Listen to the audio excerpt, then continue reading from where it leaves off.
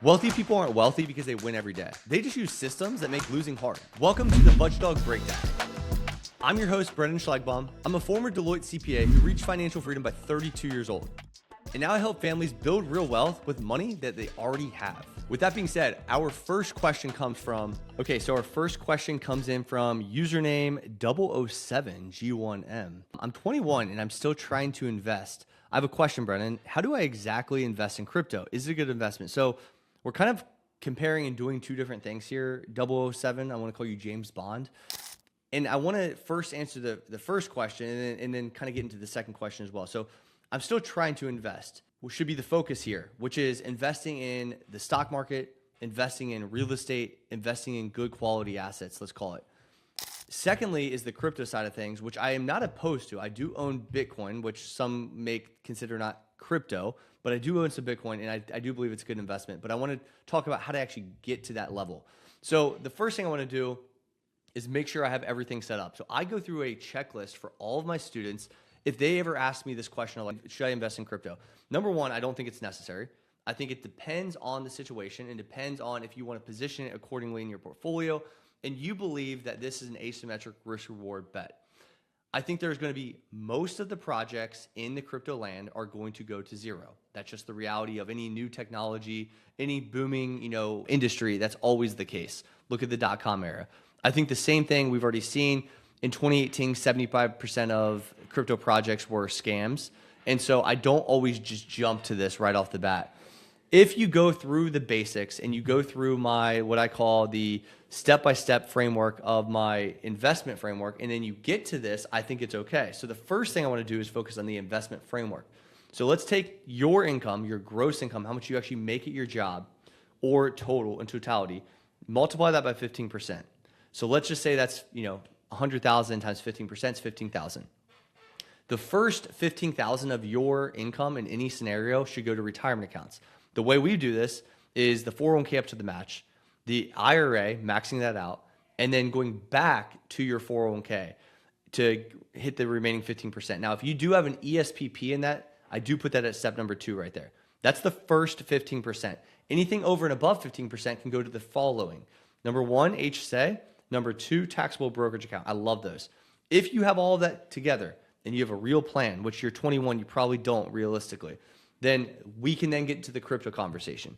Now, the next piece of it is the crypto conversation of what we have to check off to get to this process.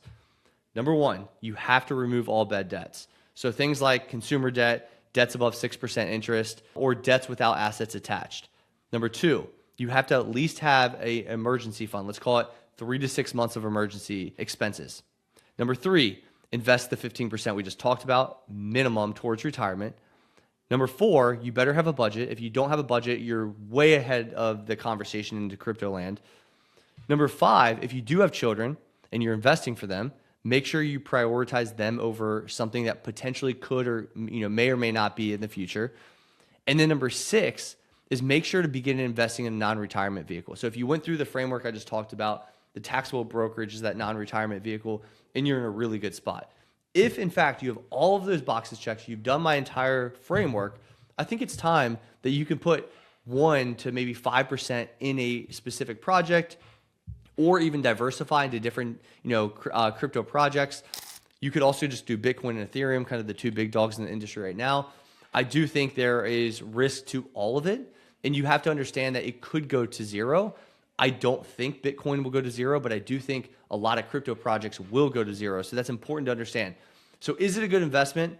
I look at underlying value as the investment here, and I do believe that the power of Bitcoin and the technology that goes into it with the blockchain, I think there is underlying value there.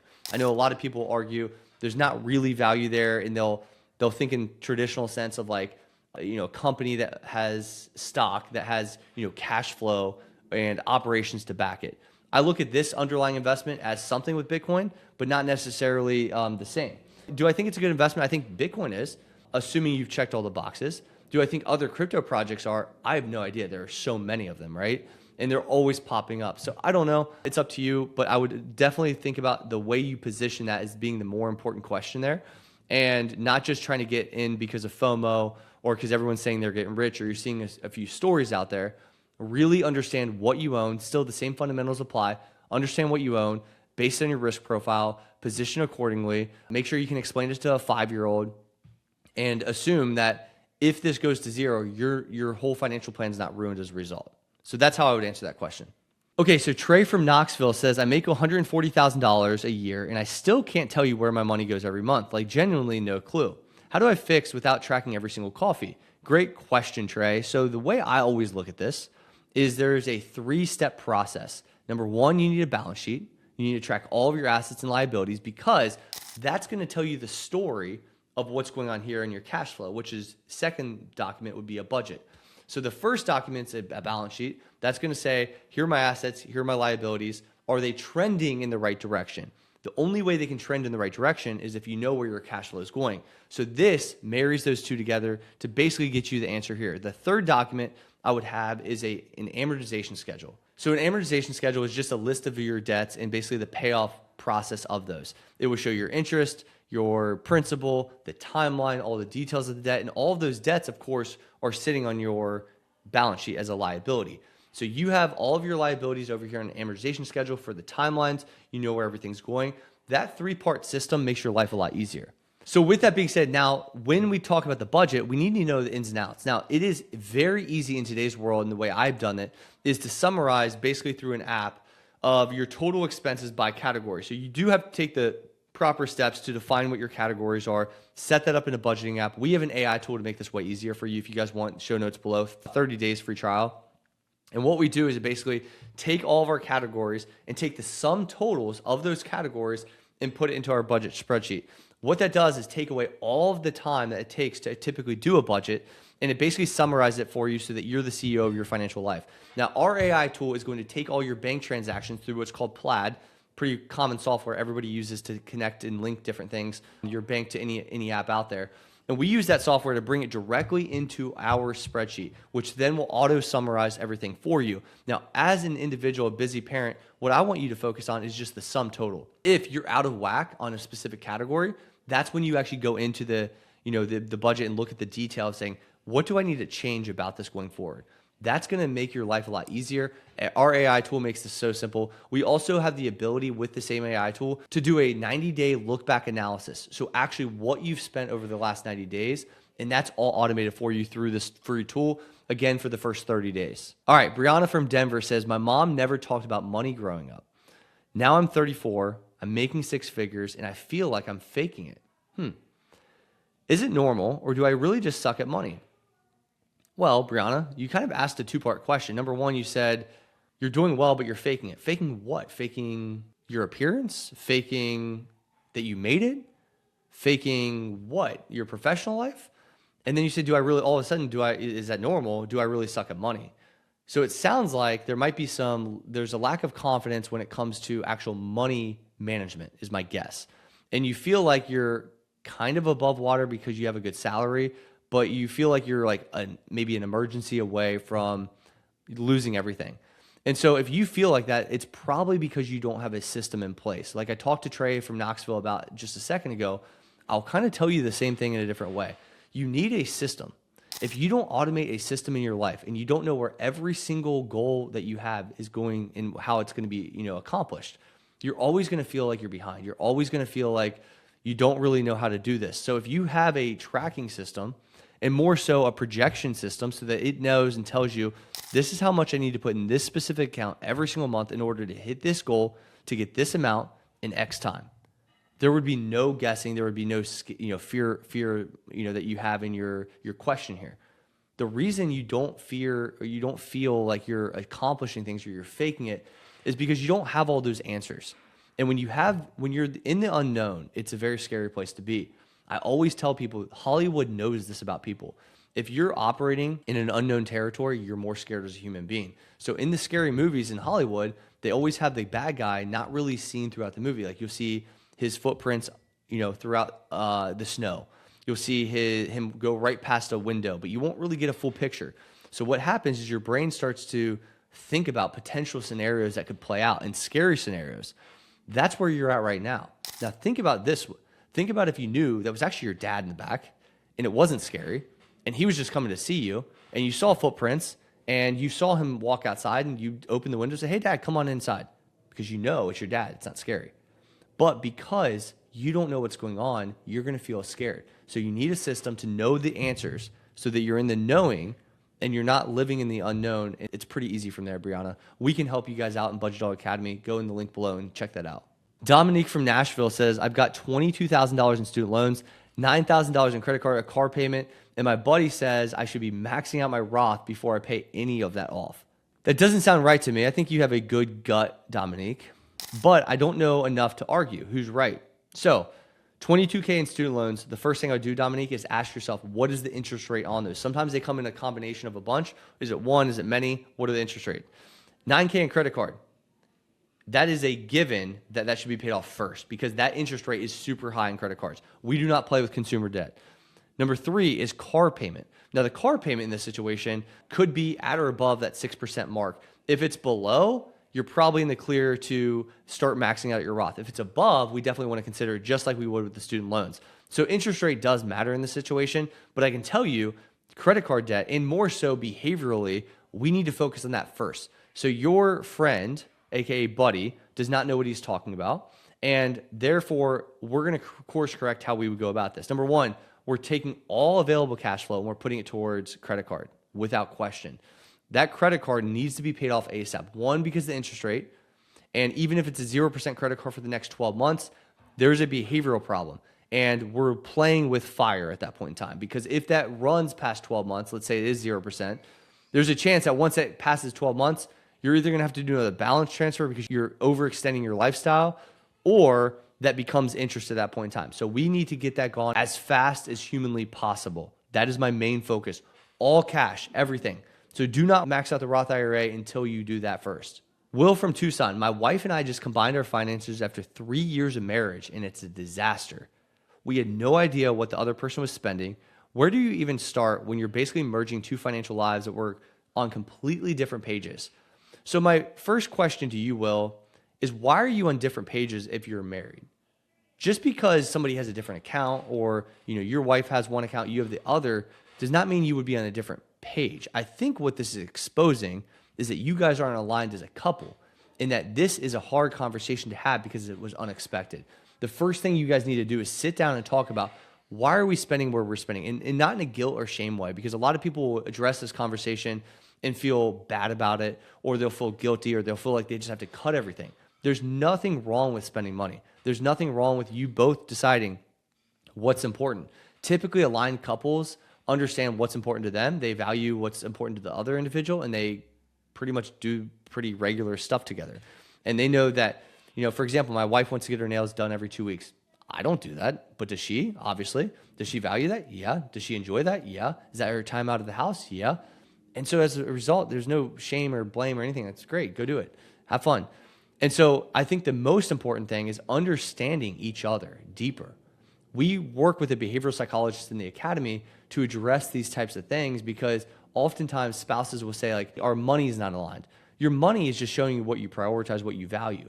So maybe it might be surprising because you've ignored it your whole time together, but it's time to grow up and time to address that and time to look at that together, because that's going to change your entire life.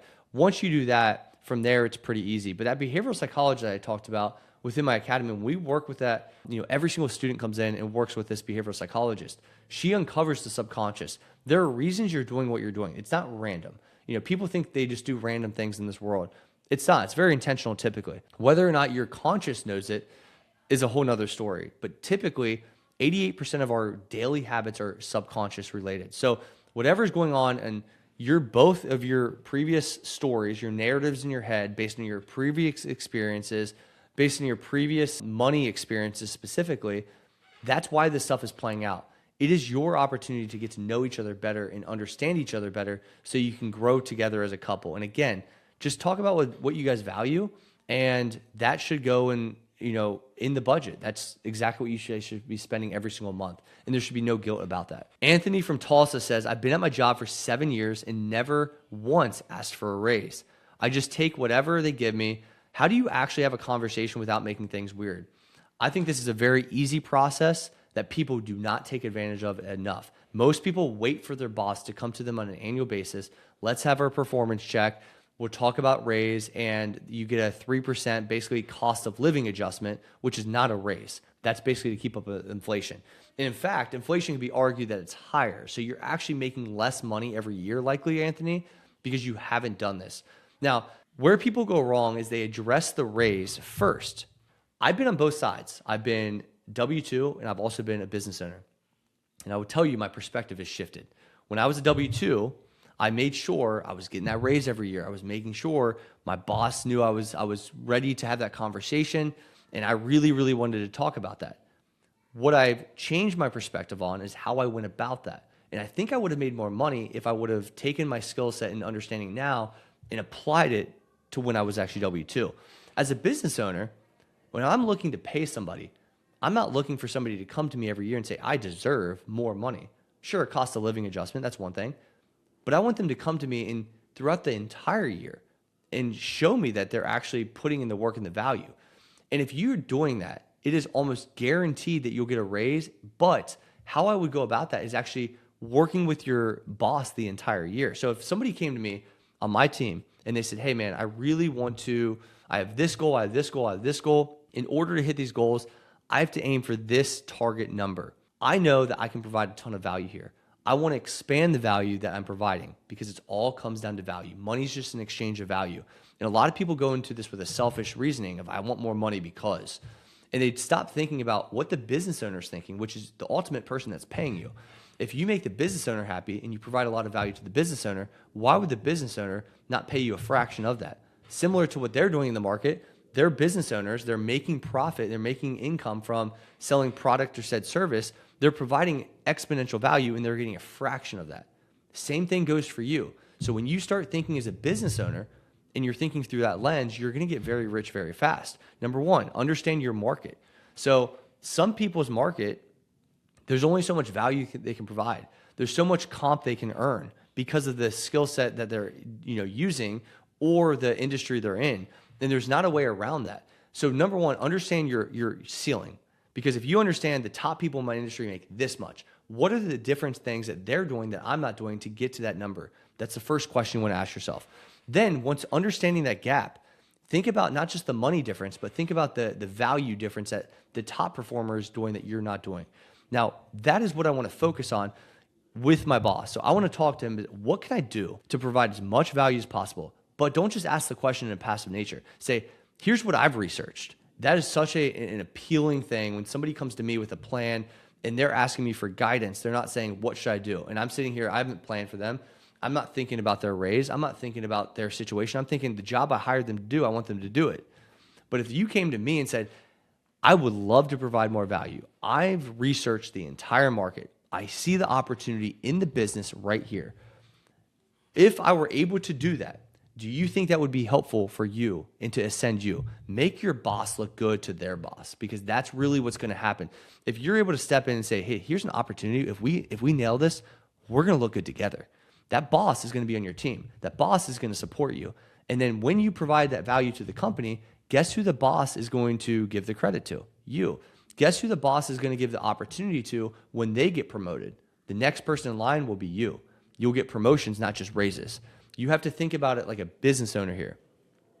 Then throughout the year, I'm documenting everything. I'm keeping up to date with my boss on a weekly basis. Hey, I was able to accomplish this. I was able to do this. I was able to provide and save the company this amount of money this week. What are your thoughts on this approach? And being proactive with that individual, and it's very easy to get raises. Most people just don't want to be proactive. They don't want to deal with their boss. They think it's uncomfortable. They haven't seen this done in practice, so they're nervous, they're anxious, whatever limiting belief they have in their head, and it's holding them back from making a lot of money.